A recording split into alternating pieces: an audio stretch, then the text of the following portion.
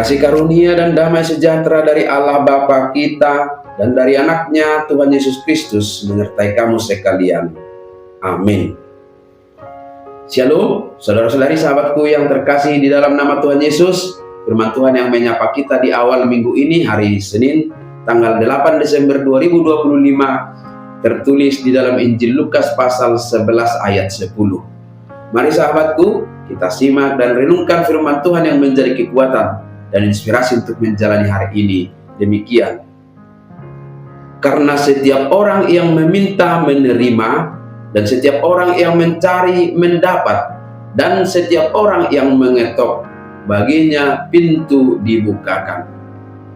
Ai saya nama jalo do nasa namangido, saya na jupangan do na mangalului, jala saya na ukapon do di namanuktuhi.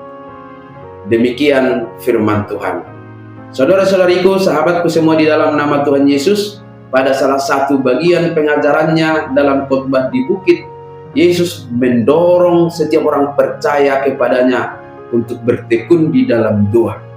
Motivasi ini tentu diperhadapkan dengan doa-doa kita yang mungkin sudah begitu lama kita mohonkan, tetapi belum terjawab, atau menurut kita belum dijawab oleh Tuhan.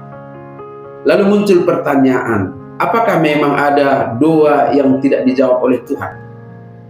Jawabannya bisa iya, kalau pemahaman itu muncul dari sebuah dasar berpikir untuk pemenuhan keinginan kita.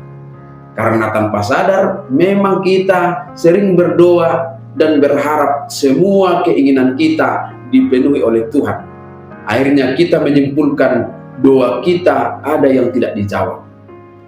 Tetapi lewat nas kita hari ini, dan sekaligus dalam ayat paralelnya di Matius 7 ayat 8, Yesus memastikan tidak ada doa yang tidak dijawabnya.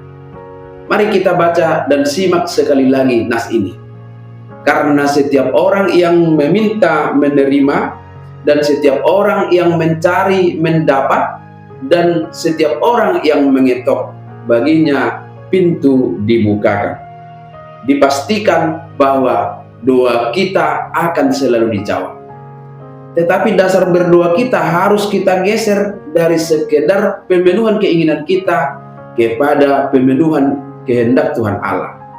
Kita pasti tahu dan sekaligus menyadari bahwa jawaban doa-doa kita bukanlah terletak pada indahnya kalimat-kalimat doa yang kita lantunkan, bukan pada panjang pendeknya doa, bukan juga karena kesalehan kita, dan terutama bukan untuk memenuhi semua keinginan kita. Jawaban doa mutlak hanya keputusan Allah sendiri.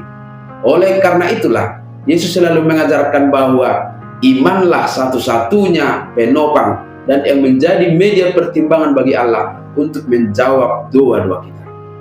Lalu dari mana kita tahu seseorang berdoa dalam iman yang sungguh-sungguh?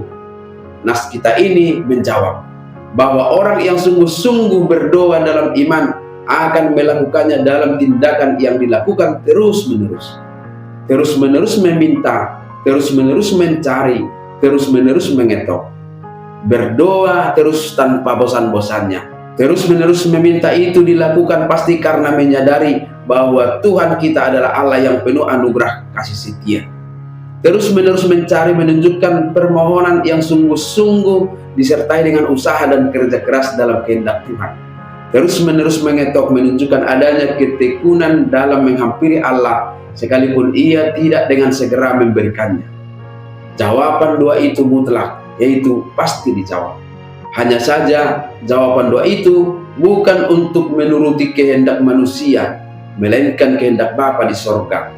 Karena Bapamu mengetahui apa yang kamu perlukan sebelum kamu meminta kepadanya. Itu dicatat dalam Matius 6 ayat 8. Bertekunlah dalam doa, karena Tuhan pasti menjawab doamu dalam kemurahan dan dalam kehendaknya. Amin. Selamat beraktivitas, Tuhan memberkati.